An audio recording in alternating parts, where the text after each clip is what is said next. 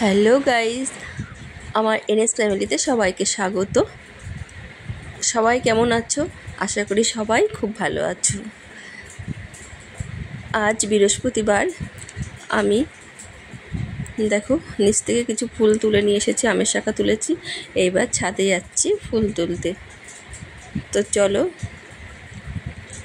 দেখো বর্ষাকালে সকালবেলা মানে এত সুন্দর ওয়েদারটা সকালবেলা থাকে। দেখো আকাশটা কেমন, বর্ষাকালের আকাশ এত সুন্দর হয় দেখতে।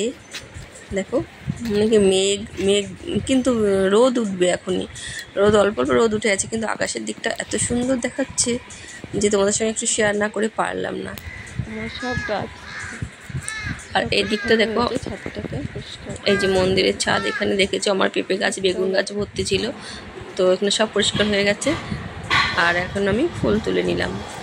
কত গোলাপ ফুটেছে, কত গোলাপ, জবা, জবা 4 রকমের জবা আছে এখানে, 4-5 রকমের জবা আছে। আর এখানে আমি পান, আমের সরা সব তুলে নিলাম। তো এখন আমি পুজো করে ঠরে সকালবেলা নিচে এসে সব পুজো টুজো করে সব রান্না খাওয়া দাওয়া সব কমপ্লিট হয়ে গেছে।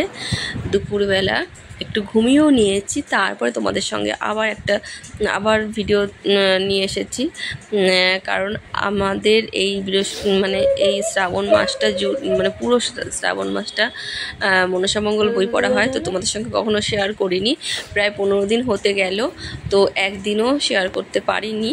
তো আজ আমি শেয়ার করব, কারণ মন্দিরে একটু কাজ চলছে, প্লাস্টার চলছে, ওর জন্য রিপেয়ারিং চলছে, তো ওর জন্য দেখায়নি। আমি আর আমার মেজদি মিলে বই পড়ছি, কারণ এখনও পূর্ণিতি আসেনি। তো আমরা পড়তে থাকি বন্দনাটা, আর আমার বড় বড়দি পুজো করছে। এই যে আমরা 3 যা এখানে আছি। এখন আর একজন আসবে, আমাদের পূর্ণিদি। প্রত্যেক বছর আমার বিয়ে হওয়ার পর থেকে আমি দেখে এসেছি পূর্ণিদি প্রতি বছর মনসা পুজোর আগে এই শ্রাবণ মাসে এসে আমাদের সঙ্গে বই পড়ে। তো আমার বিয়ের আগের থেকেই আসে। পূর্ণিদি চলে এসেছে। এবার উনি অনেক রকমের মানে ধোয়া দিতে হয় তো মনসামঙ্গল পড়তে গেলে, তো উনি জানে সেটা। তো উনি সুর করে দেয়, আমরা একসঙ্গে মানে সুর তুলি। পূর্ণিদি না আসে না, পড়ায় মজা পায় না, উনি অনেক রকমের সুর করে, বেশ ভালো লাগে। তো তোমরা শুনতে থাকো। আর কি বলিব আমার জীবন সংসার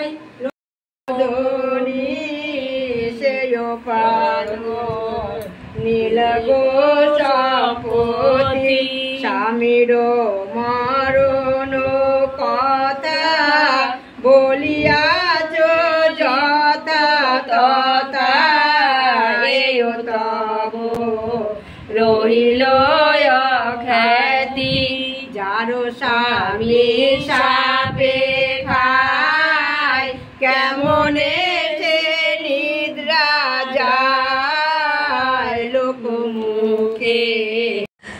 দিদি পুজো করে চলে গেছে আর আমরা বই পড়তে থাকি।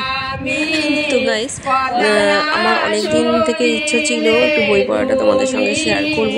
তো এটা পুরো মাস ধরেই আমাদের বাড়িতে পড়া হয়, মনসামঙ্গল পুরো শেষ করতে হবে, ঢলান জিয়ান পালা পর্যন্ত।